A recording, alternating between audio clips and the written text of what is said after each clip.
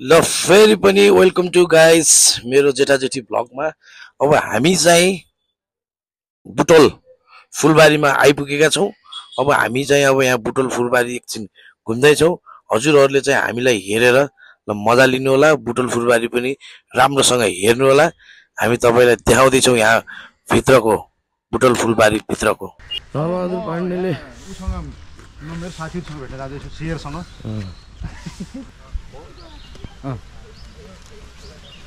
सुर्खेतबाट म अहिले काठमाडौँ जाने क्रममा यो हाम्रो बाटोमा बुटोलदेखि अलिकति ओर बुटोल फुलबारी भन्ने गार्डनमा छु। यहाँ हुँदैछु म। यहाँ यस्तै गार्डन चाहिँ हाम्रो हर्क साम्पाङले पनि धरानमा पनि गराउनु भएको छ। अहिले खोइ हर्क साम्पाङको फ्यान हो म हर्क साम्पाङको फ्यान त भन्न नभनौँ, तर जस मलाई राम्रो लाग्छ।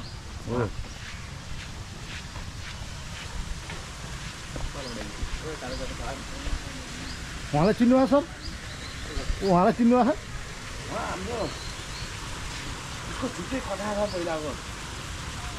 यो पहिला राजा महाराजा हुने बेलाको पृथ्वीनारायण शाहदेव हुन्थ्यो नि, त्यस्तै गरेर फाइट हुन्थ्यो क्या पहिला घोडामा। हाम्रो पिकनिक स्पोट पनि छ अहिले माथि।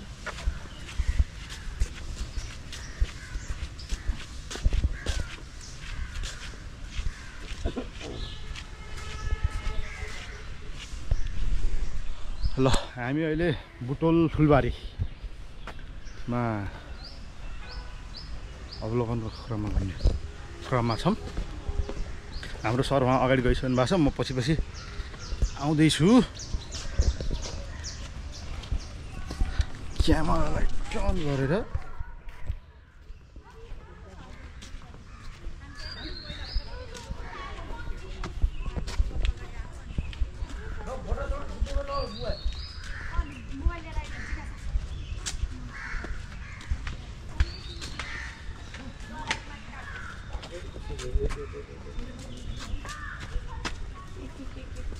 सर 2-4 शब्द केही बोलिदिनु सर।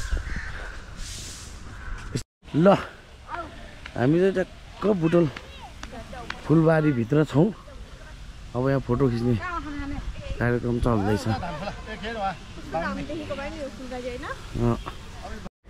ल यो ट्याक्क 1575 स्थापित भएको दरबार अहिले यति मात्रै बचिरहेको छ, देख्न सक्नुहुन्छ।